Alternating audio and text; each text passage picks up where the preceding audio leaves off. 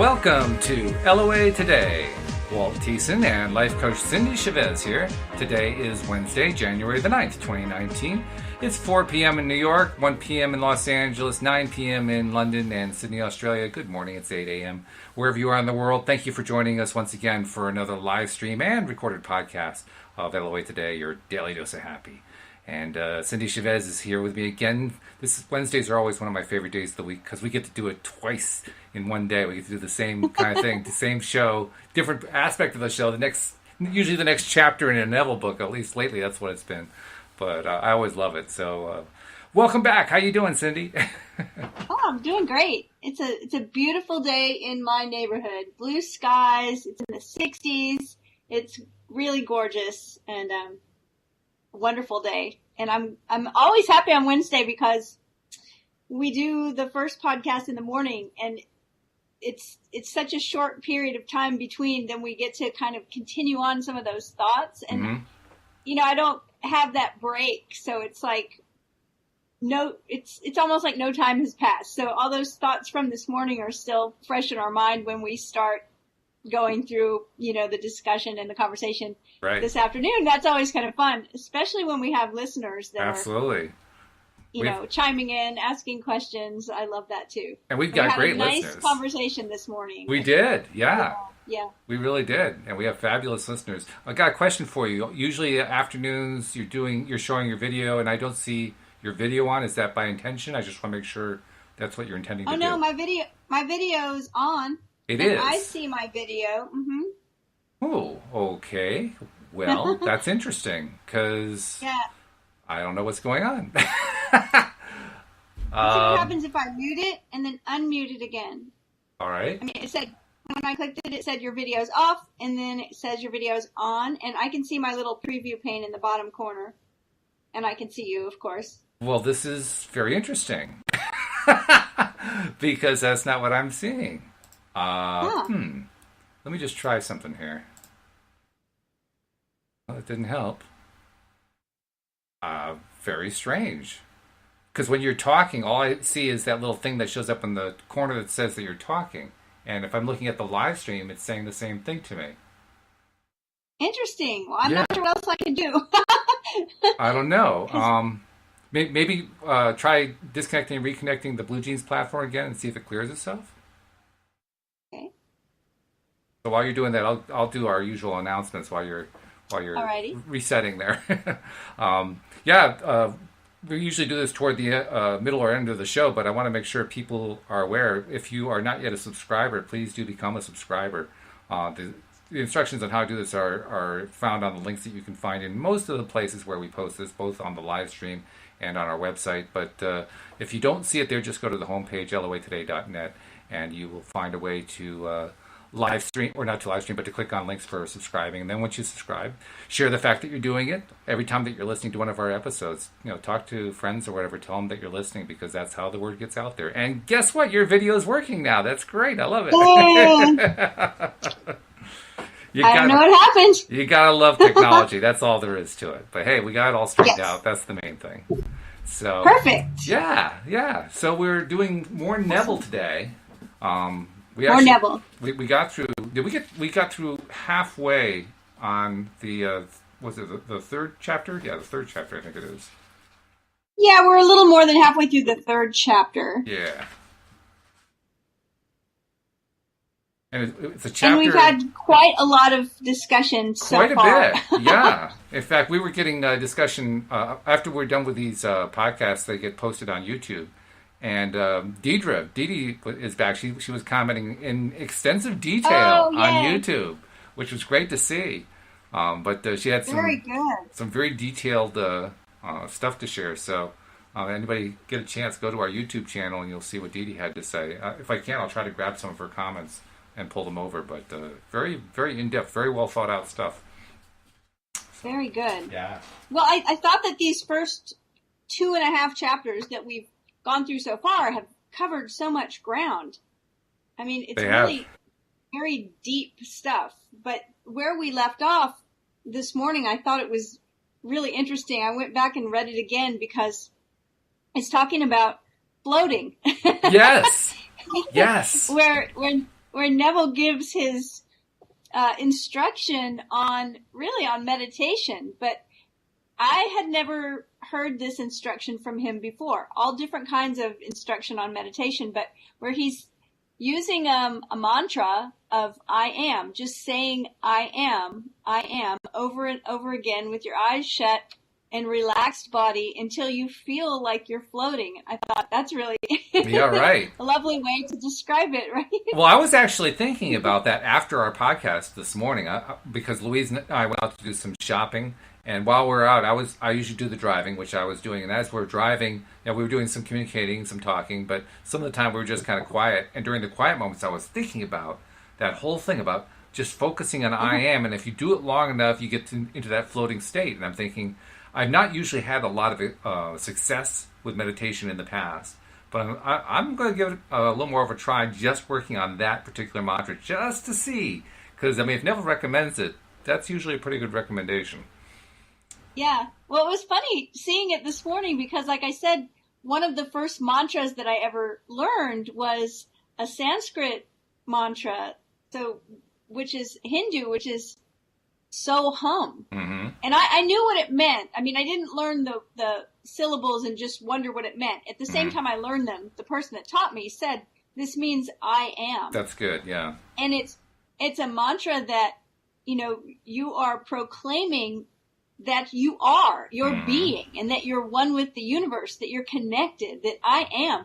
And so when I saw that this morning, I thought, oh, wow, this is absolutely, he is talking about meditation, which seems obvious to us, but I don't think there was as much teaching, and we didn't have, the interwebs and everything back then in 1941 Absolutely. When he was teaching this. So I think it was probably a really interesting concept to hear to the people he was lecturing to and the people that were reading his book, because we didn't have, the world was bigger then. Yes, right? It was. The internet and technology, television, telephones, telegrams have shrunk the world down, where we really now hear people that live all over the world. We hear what they sound like when they talk. We hear about their traditions and, things that they do in their practice. And it wasn't like that when he was writing this in the 40s. So I think it would have been a different experience to hear him tell about it then. Absolutely. Than it is for us now. We have this knowledge that people may not have had then unless they had met someone physically or read books from another place. So right. I don't know. I love it. I agree with you. In fact, I think it's significant that at the time that Neville first kind of got into this whole ministry thing, I believe he was involved in theater at the time. He was an actor, a stage actor, and a fairly successful one. And then he met this fellow Abdullah, and Abdullah gave him all these insights, and that basically gave him the foundation he needed to launch his career. But Abdullahs weren't actually available on any street corner. It was a fairly rare situation, to find somebody like that who could share those insights with you. So yeah, it's an entirely different thing. I think about it now, like we not only have bookstores, many of us anyway, in bigger cities everywhere, big bookstores on the corner, as well as, the online bookstores, and then the digital books where you can buy a book and have it in your hands on a device right now.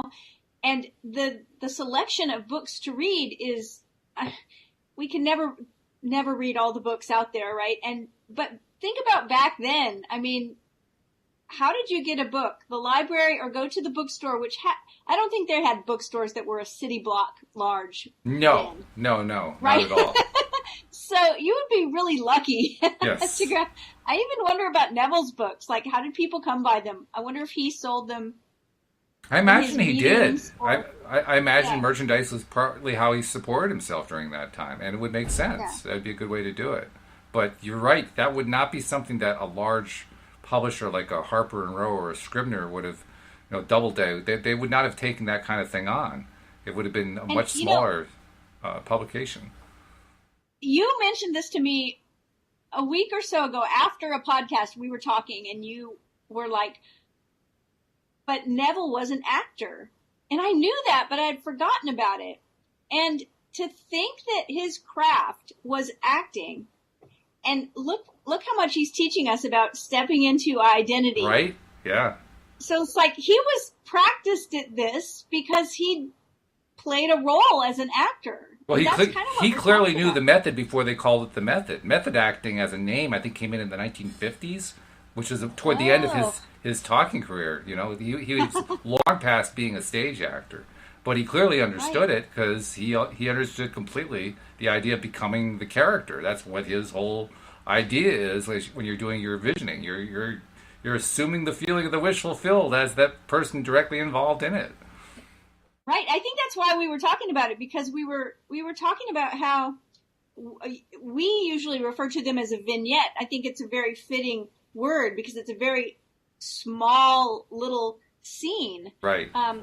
But we were saying we use this analogy so often when we're teaching or coaching, and that is like, what if you were to write a very small little screenplay, just a paragraph, and then I think you said, well, Neville was an actor. I was like, oh, that makes so much sense. It does. Oh, it makes so much sense. Yeah. Well, of course. I mean, if you're going to give public talks on a subject, you're going to, and especially if it's something as nebulous as spirituality or mysticism or whatever, you've got to draw from your own experience.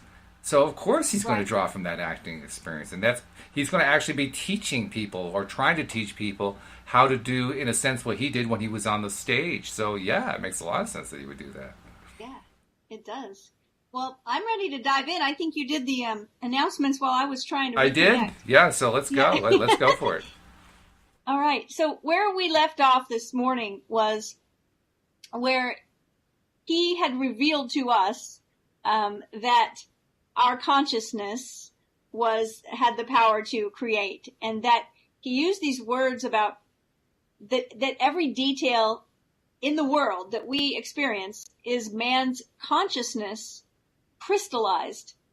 And we've read that from him before about that as we continue to meditate, to envision what we want, that eventually it will begin to harden into fact. And so he goes on to say, in the book of Numbers, it is recorded. And the quote is, there were giants in the land, and we were in our own sight as grasshoppers, and we were in their sight as grasshoppers. It's an interesting quote. Yeah. Giants and grasshoppers. Right. He says, today is the day, eternal now, when conditions in the world have attained the appearance of giants. The unemployed, the armies of the enemy, business competition, are the giants which make you feel yourself to be a helpless grasshopper. That was a big paragraph for that time, because this book was published in 1941. So the war in Europe was raging. The U.S. had not yet entered the war, but was supporting Britain to whatever degree it could, using convoys of ships going across, most of which the Germans were sinking. Correct. Corporations were starting to really take on a major role. They had just been through a major depression, huge numbers of people unemployed, all kinds of hunger. The war, the production of the war was helping to revitalize the economy. But all the things that he described there were big, big issues at the time. So we read it, it just sounds like ho-hum, but oh no, this was huge for them at the time. Right, and if you remember the story that he told of his own personal story, I can't remember if it was him or his brother, but the story about their family losing their business. Mm-hmm.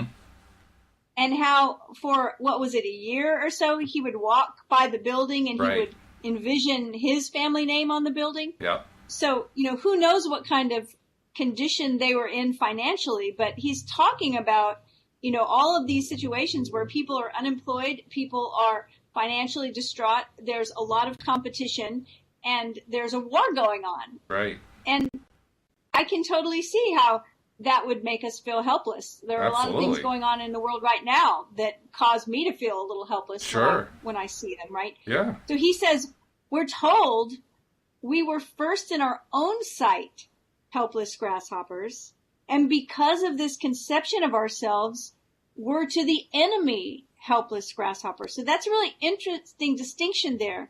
The verse says there were giants in the land, and we were in our own sight as grasshoppers, and we were in their sight as grasshoppers. Right. And Neville's saying, well, that's why. Because that's the conception you had of yourself. And so that's what you were. That's how it appeared. That's how it all played out. He says, we can be to others only that which we are to ourselves. It's a lot to take in. But it's true. But it gives us the knowledge that we have the power to be who we want to be. It's within our choice. It's not someone else's choice. Which is encouraging. I mean, in the face of all those giants, that's an encouraging thing to know. It's very empowering. Yeah. Because if someone else can decide who I am, then I'm powerless. And that's where that hopelessness comes in. So it's a wonderful thing. He says, and I like this word that he uses. He says, we can be to others only that which we are to ourselves. Therefore, as we revalue ourselves and begin to feel ourselves to be the giant, a center of power, we automatically change our relationship to the giants, reducing these former monsters to their true place, making them appear to be the helpless grasshoppers. Yeah, that would be appealing for somebody living at that time as well. Well, just to recognize that when you have hope and when you feel empowered, then all of those things that feel daunting and impossible suddenly don't feel that way anymore. Right. Yes. Right? And that's why it's so important for us to have hope, because then we can move from hope to faith. And that's what this whole book is about, right? Your faith is your fortune. But when we're in a place where we feel hopeless, faith isn't even coming into play yet. Mm-hmm. We have to have the idea that there is hope before we can tap into faith. So he goes on to talk about this same principle. He says, Paul said of this principle, and here's the quote, "It is to the Greeks, in parentheses, or the so-called wise men of the world, foolishness, and to the Jews, or those who look for signs, a stumbling block." Then I don't know if you have this, Walt, because it's in brackets. It says, "For the Jews require a sign and the Greeks seek after wisdom. But we preach Christ crucified, unto the Jews a stumbling block, and unto the Greeks foolishness. But unto them which are called, both Jews and Greeks, Christ the power of God and the wisdom of God. Because the foolishness of God is wiser than men, and the weakness of God is stronger than men." Then he says, with the result that man continues to walk in darkness rather than awake to the realization, I am the light of the world. Now remember, when you hear Neville talking about these verses, that when you hear him use the word Christ, he is referring to your ability to create. He's referring to your imagination. When he uses the words Christ, when he uses the word God, he says that is Christ in you is your imagination, your ability to create. So I feel like we say this a lot, but it's important to understand what he's saying because it's his book. Right, yeah, it's true. So, yeah. Right? Absolutely. By the way, before you go any further here, I want to bring in a couple of things. First of all, Dee Dee is listening live, so I want to say hi, Dee Dee, and we're so glad that you're healthy. Happy. Absolutely, yeah. That's great news that you are recovering so well. So thank you for joining us, and hooray, you're back. That's wonderful. Yeah, that's and then great news. Colleen has a question tied into what we were just talking about. She says, when you are hopeless, how do you get hope? What's the formula? Which is a good question. It's a wonderful question. And I love that you said, what's the formula? That's a really nice way to put it, right? What is the formula? What I can tell you is that one of the things that I always recognize when I'm in that place of feeling hopeless, because I think we've all been there, a time or two, right? Oh, yeah. Is, first of all, to recognize that whatever it is you're feeling hopeless about, that it has been overcome many, many times, thousands of times, maybe hundreds of thousands, maybe millions of times, right? So if you're in a situation that feels so hopeless, maybe, you've had some kind of medical diagnosis, or maybe you've lost your job, or maybe you've had a relationship breakup and you feel like your heart is broken and it's never going to be right again. Just the recognition that, wait, has anyone else ever been in this situation and gotten through it? Yes. Right? Has anyone else ever lost their job and then found a better job? Yes. Has anyone else ever had their heart broken and then healed up from that and then found a wonderful relationship? Yes. Has anyone ever been healed of this thing that, that I might be suffering with? Yes. Just knowing that, that's where a little bit of hope can come back in. And once you have a little bit of hope, I mean, that's all it takes. It's just the recognition that, okay, deep breath. Yes, right. I mean, it's as simple as that. It might not be quite that easy when you're in the thick of it, but that's my formula anyways. Number one, deep breath. Yes. Breathe. Breathe and make sure you're doing whatever you can to physically take care of yourself, like get enough sleep and drink enough water and eat some good food and put your feet flat on the ground. We joke about that, but really being grounded, taking a deep breath. Right. And then ask yourself that question. This terrible thing I'm facing that's making me feel so hopeless. And it could be, it's like, I don't know where the rent money's coming from this month. Well, she actually gave us a few details. She says, I have something that I pushed out of my life and I want it back and I'm feeling hopeless. And then on the next line, she said relationship. So it has to do with a relationship. So relationship, it's like, the question is, do you think anyone has ever been in this situation before? Right. And found a remedy, right? And the answer is always yes. Yes. And that's where you get that little bit of hope. So just hang in there, keep the faith, baby, right? That's right. Hold on and know that things are going to get better and that every moment is perfect. That's where you get that little bit of hope. Your line was great. And you can ask people. That's a great thing to do. Oh, really. That's true. Like a close friend. Yeah. I mean, if someone were to ask me, have you ever been in a situation where your heart was broken or where, yeah, I could tell you a story. and hey, there is light at the end of the tunnel. Things get better, right? They do. Things get better. Life has an ebb and flow. And when you're in that down cycle where things don't feel so great, it's going to get better. I mean, it's the wheel of life. It's the cycle of life. It's just the way it is that we experience contrast. That's what you're experiencing right now. It's contrast. That contrast will help you get clarity on what it is you really want. And the clearer you get, the better chance you have of having it rush to you. So I hope that helps. By the way, there was a synchronicity that came through while you were doing this to show that we're really on the right track here, because you said something along the lines of, keep the hope, baby, or keep the faith, or something like that. And just before that, she had typed in reply to what you were saying, baby steps. So the same metaphor being used in a different way. That's it. Yep. All right. Wonderful. Okay, so let's see where we're going here with Neville. Yep. Because he's really talk about faith, that word that shows up so much in these types of books. He's really diving into the scriptures in this chapter. So I gotta say one more thing. Colleen said one more thing. She said, "I created so I can recreate something better." You got it. Yes, absolutely. Yes, you got it. And that's a statement from somebody that has hope. Absolutely. Absolutely. That's not a hopeless statement. So you're on the right track. Well done. All right. Well done. Bravo. Let's see. So he says, man has so long worshipped the images of his own making. Now, this hit me hard today. I read it earlier and I thought, we talk about this. Man has so long worshipped the images of his own making that at first he finds this revelation blasphemous.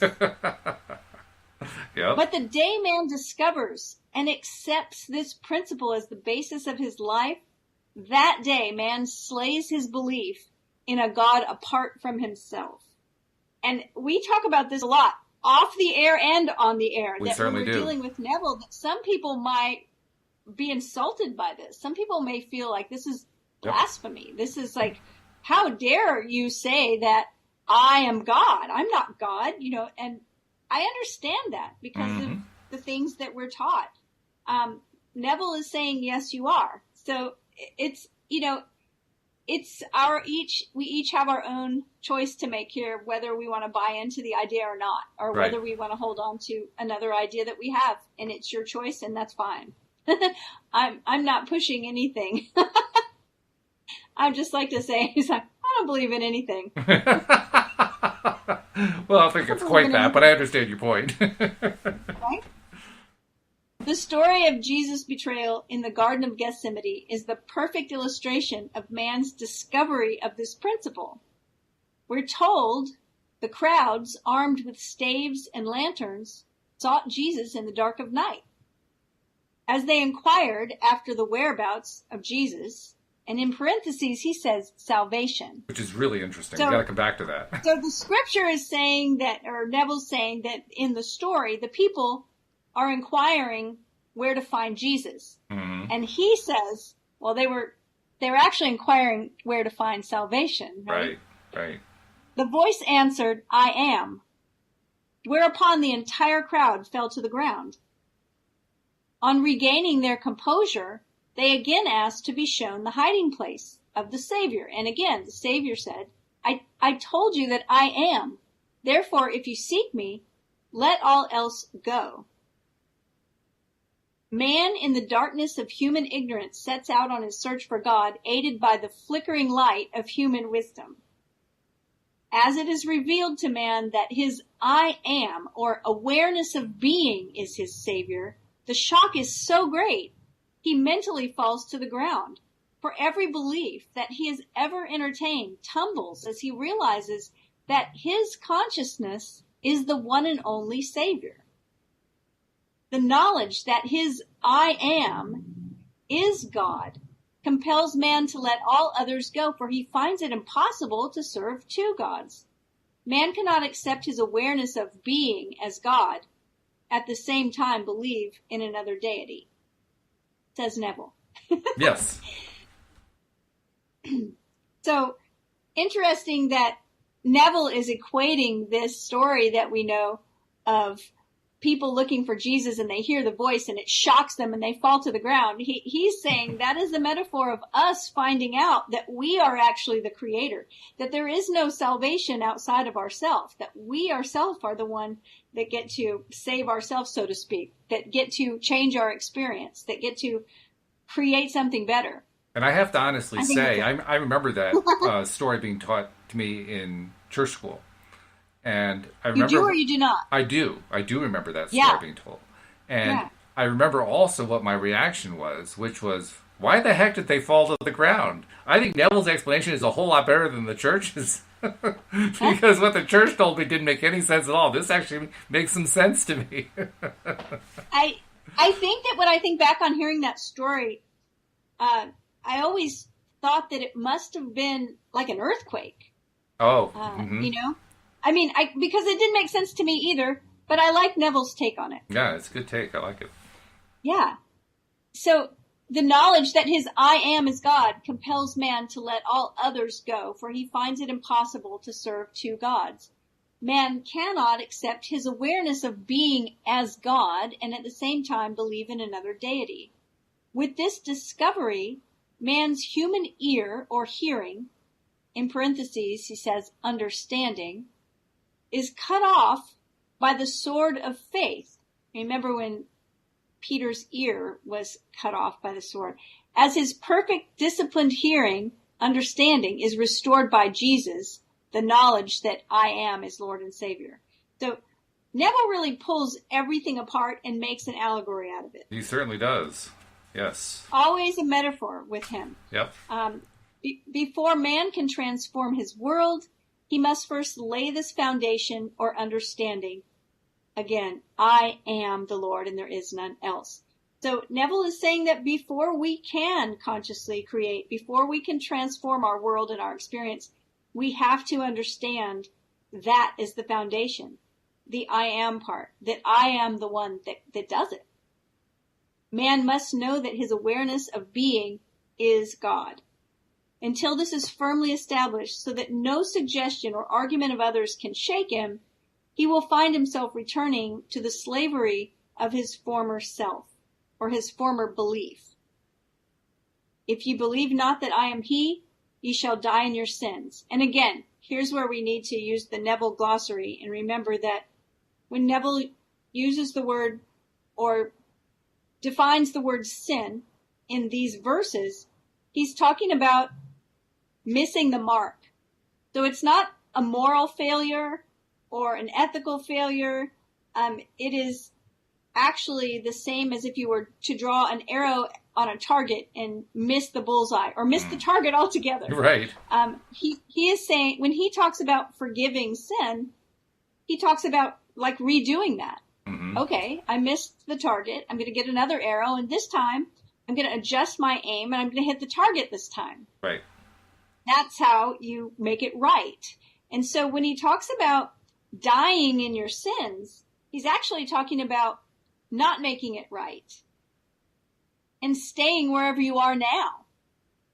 So if you feel like in your life's goals, you know, in the direction that you want to go, that you've kind of missed the mark or you haven't gotten there yet, that's what he is talking about when he says die in your sins. I mean, staying right where you are, never making it right, never making any progress towards what you really want to be.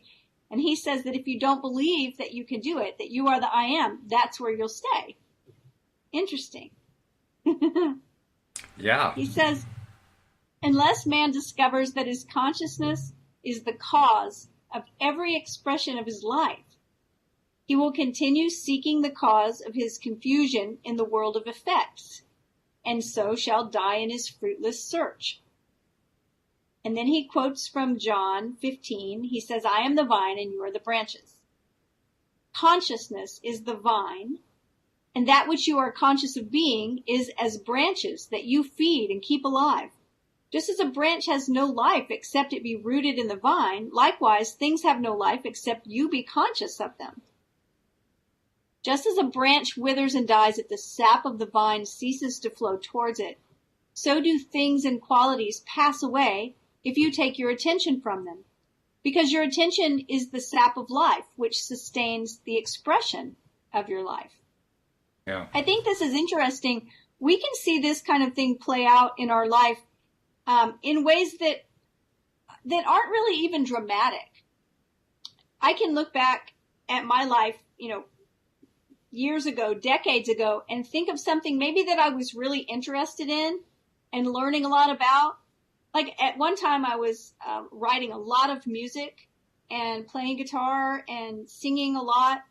And at that time, in that moment, that was who I was. I was a singer-songwriter. That's what I did, right? I don't do that anymore. And so I've lost my real ability to just pick up an instrument and play because I'm out of practice. Yeah, I know that feeling. When someone asks me what I do, that might be way down the list, but I don't say I'm a singer-songwriter, right?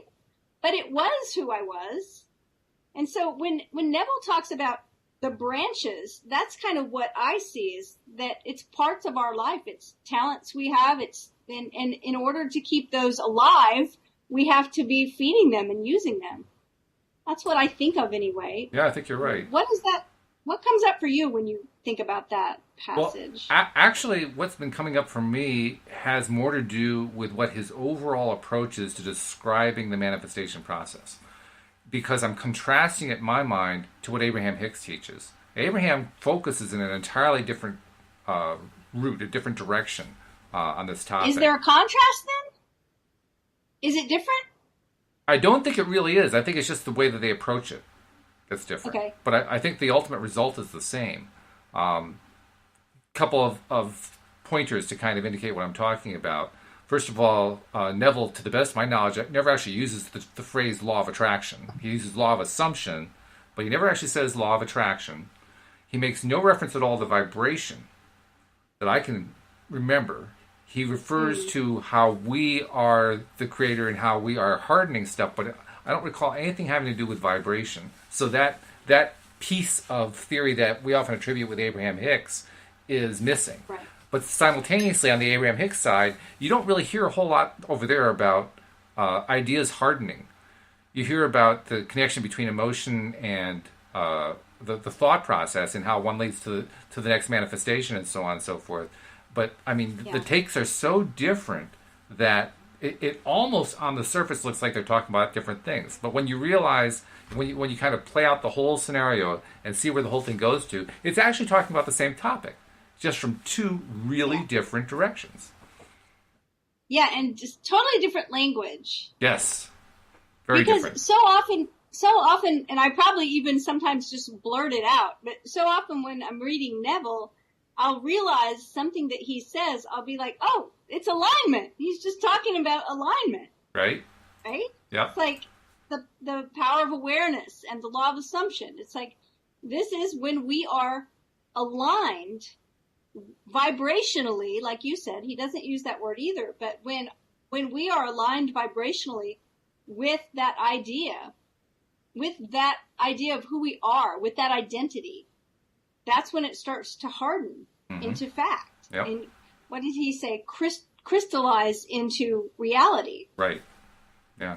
So it's interesting to see how they're talking about the same thing with completely different words and ideas. Yeah. We also have another question. Jeffrey's asking a question along the lines of what we were just reading here. He says, how do we make progress when we are stuck in our own debilitating beliefs, our own sins? Well, at some point I had kind of an epiphany about belief. And like most epiphanies, it's either going to sound really stupid when I say it and like, duh, or it'll be hard to describe and very oversimplified. But at some point, I realized I get to choose my beliefs. I don't know how to describe that, but the idea that being stuck in our beliefs, it's like we have a belief system that somehow we've gotten. Either we were taught these beliefs, or we assumed these beliefs because of past experience, right? Like, that's how assumptions happen, because, well, every time I do X, I get Y. Mm-hmm. So we always expect that every time we do X, we're going to get Y. Mm-hmm. Whatever that is, right? Every time I go on a job interview, they won't hire me. Or whatever. You get these stories we tell. And then we have the religious beliefs, and we have beliefs that are ingrained in us from what we hear when we're young and growing up. But at some point I realized that, beliefs are not like, well, I have green eyes. And I mean, I guess I could get some contact lenses and change the color of my eyes, but my eyes are green, and that's just the way it is. And I'm 5'2", and that's just how, I'm not going to wake up tomorrow, no matter how much I focus, I'm not going to wake up tomorrow and be 5'10". Right? And I think sometimes we think of beliefs that way. We're like, well, these are my beliefs. At some point, I just had this light bulb over my head, right? Said, I can believe whatever I want. I get to choose my belief. So I mean, that's my answer to that question, is the recognition that you can believe whatever you want. This is true. Yeah.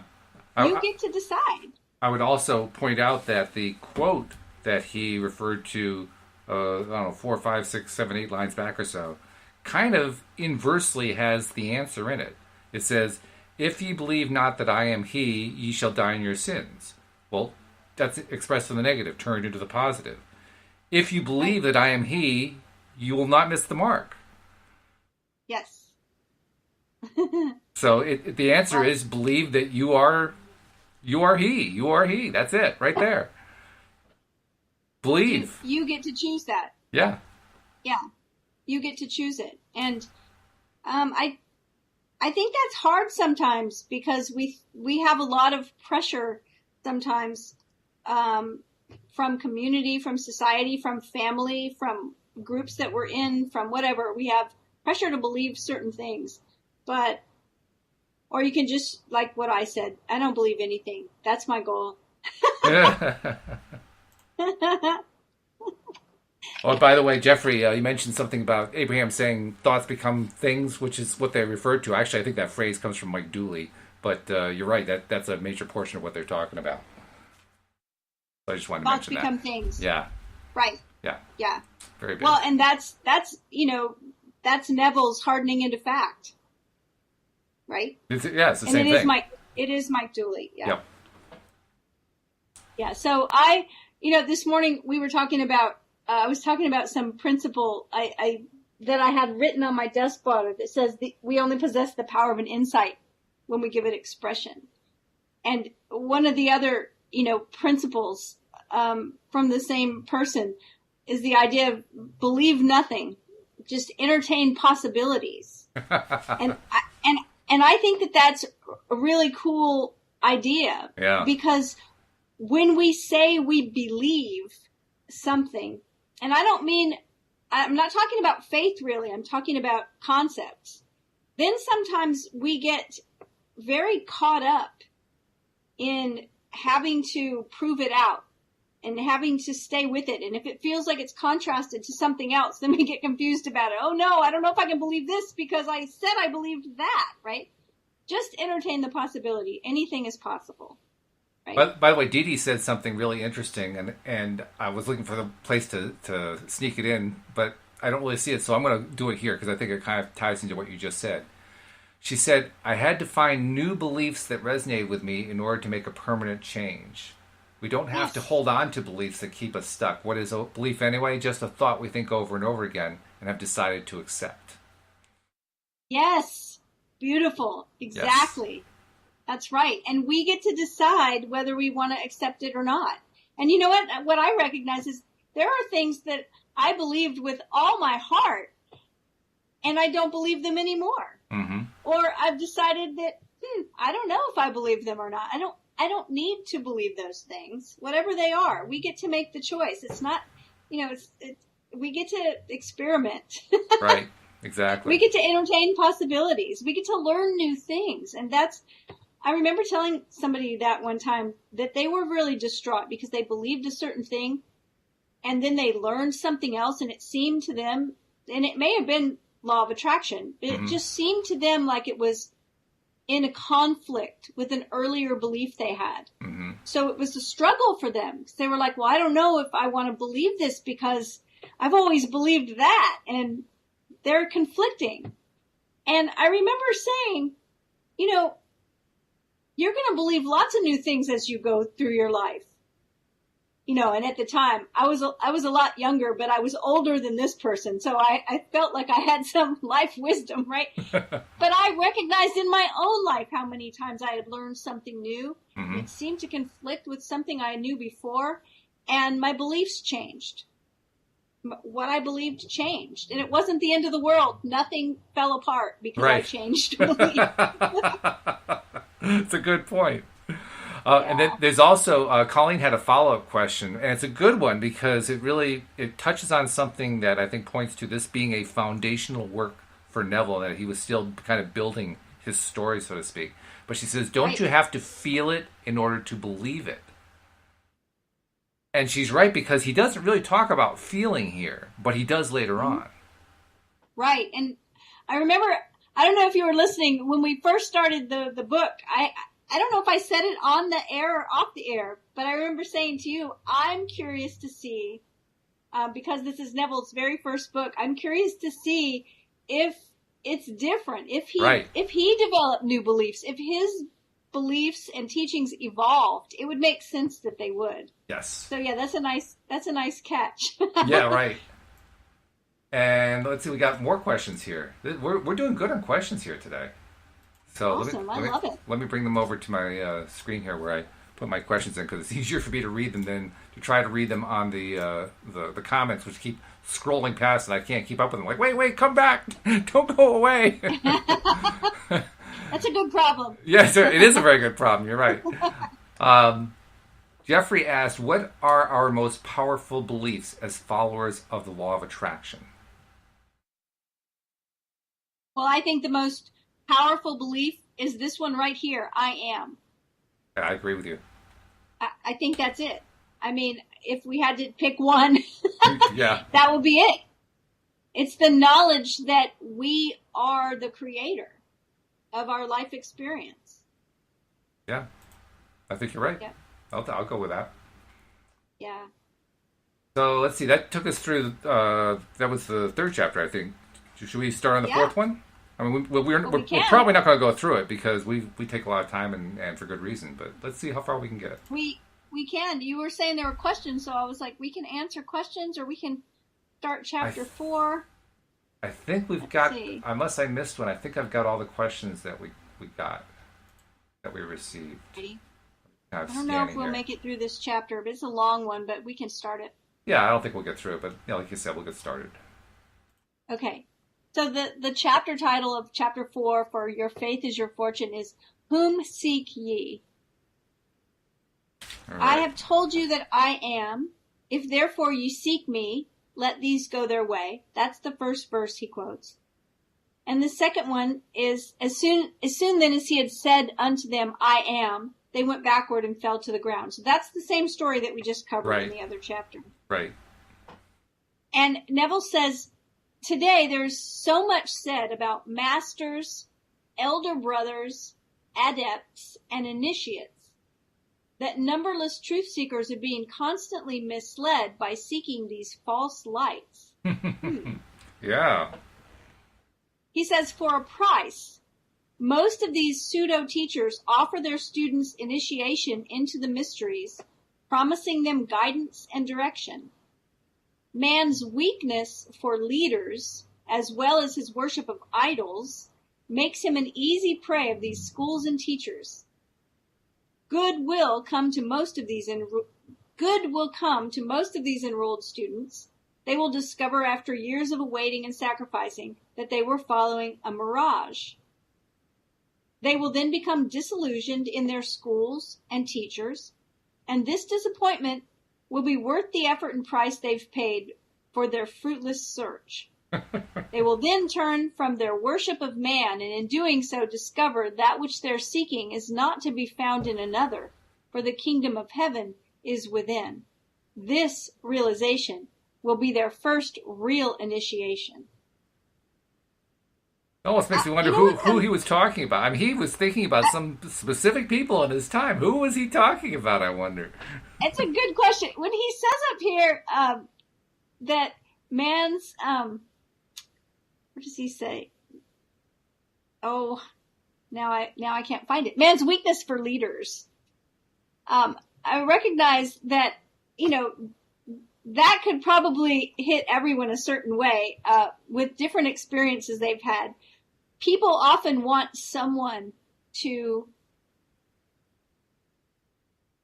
help them, to teach them, and I don't think that there's a problem with teachers, but it's when you don't recognize that you have the responsibility over your own life. It's the idea that someone can get that for you, I think. Okay. Would you agree with that? I think so.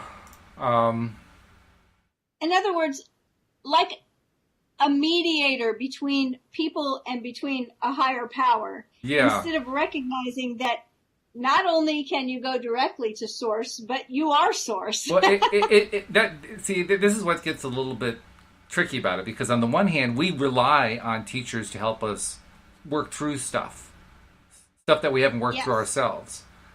On the other hand, he's right. We don't really want to have the teacher be the intermediary. I would equate that to like the church being the intermediary between us and salvation, or something along that line.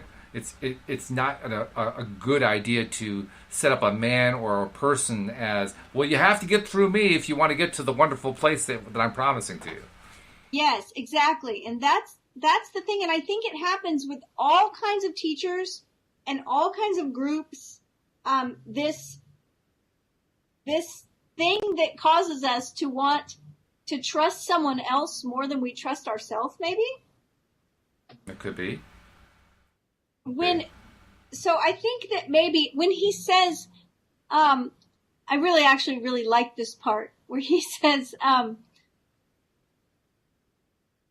they will turn from their worship of man, and in so doing discover that which they are seeking is not to be found in another, for the kingdom of heaven is within. This realization will be their first real initiation. Mm-hmm.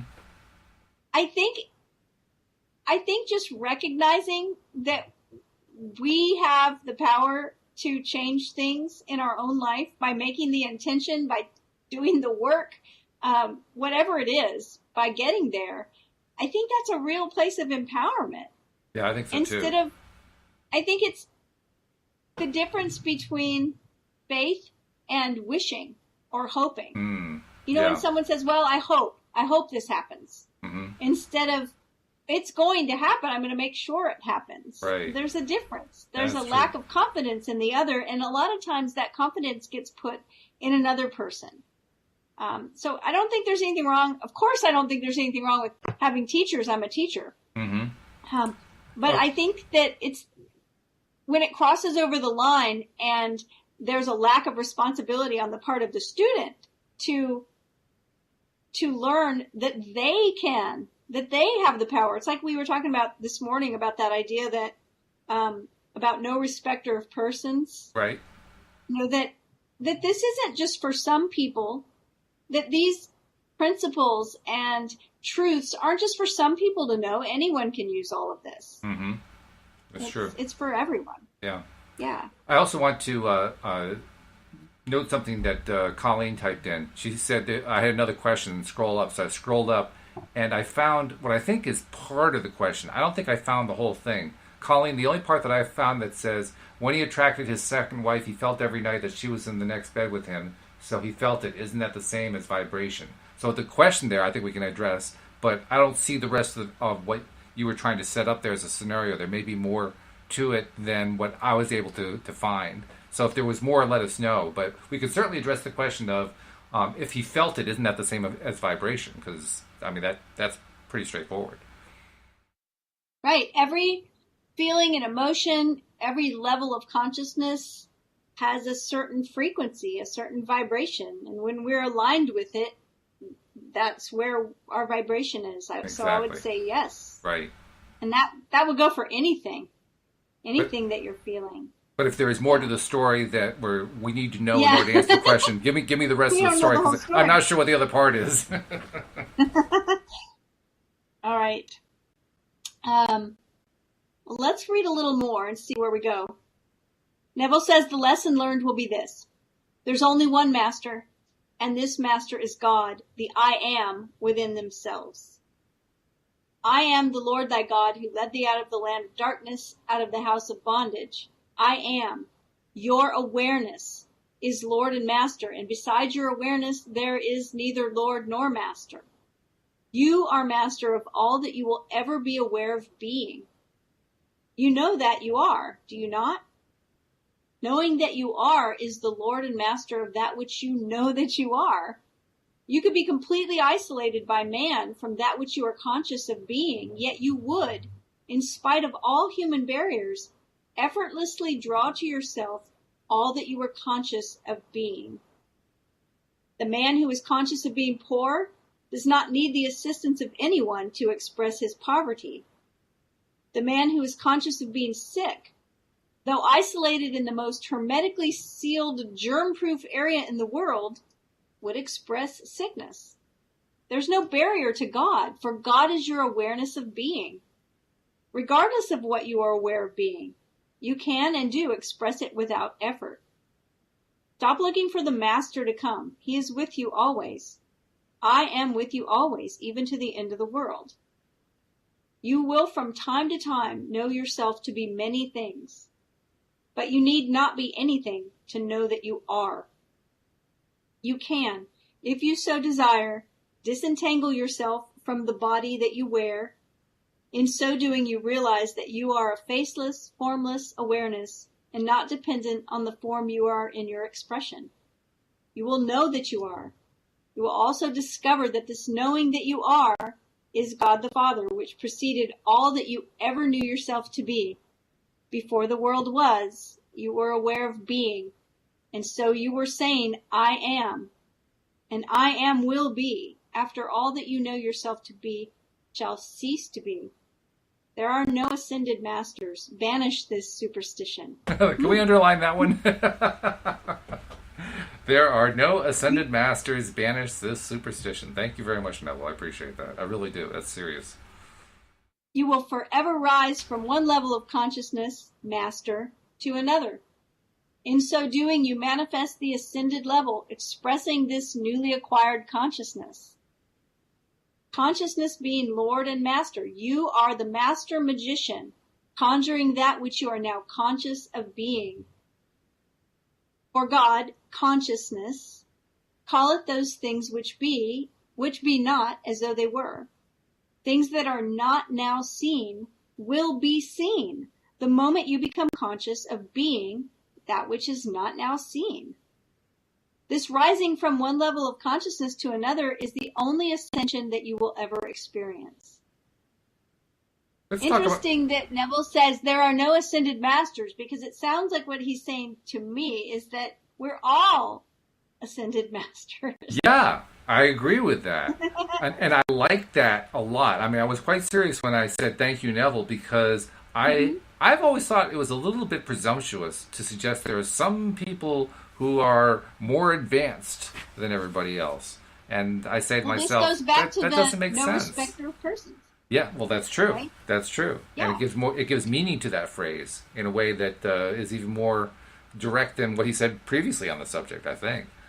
Just by pointing out, agree. we're all we're in the same boat. This is not something where, and it ties into what he talked about a moment ago, about how you don't want to have a situation where you have to go through one teacher to get to the desired goal, because that just doesn't make any sense when you think about that. And this next sentence, I think, is like underscoring what you just said about going from teacher to teacher, going to a guru, finding an ascended master. He says, no man can lift you to the level you desire. The power to ascend is within yourself. It is your consciousness. It's like, if you don't take anything away from this chapter, take that. Yeah. Right? I mean, that's it in a nutshell. You appropriate the consciousness of the level you desire to express by claiming that you are now expressing such a level. This is the ascension. It is limitless, for you will never exhaust your capacity to ascend. I love that so much. I just want to highlight that and underline it. No man can lift you to the level you desire. The power to ascend is within yourself. It is your consciousness. And it's a funny thing. It's one of those phrases, it's one of those expressions that can be taken one of two ways, depending upon the perception of the person who's reading it or perceiving it. And that is, you can perceive it on the one hand as a position of victimhood. You can say to yourself, I am a victim, I am powerless, so therefore saying no man can lift me to the level I desire means I can't get there. Or you can perceive it as I am, just as he's saying all along, I am. Therefore, it's not that no man can lift me there. I can lift me there. I can get there. Right. I don't need to have somebody else to get me there. I can do it. That's real empowerment. Right. So it's really just saying that no man can do this for you. Right. Right? It's like no one else, there isn't anyone outside of myself that can change my level of consciousness. Exactly. Or bring me up to another level. It's just me. And on that note, we have just run out of time, but this has been really, really good. This morning and this afternoon combined, we covered some really good stuff. So, first of all, thank you, Cindy, for being the expert on this that you are. You've brought some wonderful insights to this. Thank you, Neville. And thank you to our audience, who are also bringing some pretty darn good insights themselves. They're making this a really terrific ongoing discussion. I look forward to carrying this on next week. I mean, my only disappointment is I have to wait 6 days before we can go on to the next part of this. But no, this has been great. Tuesday morning, I'll be back. I'll be back as well. The discussion. No doubt about it. We hope that you'll be back as well next time here on LOA Today. Goodbye, everybody. Bye, everyone.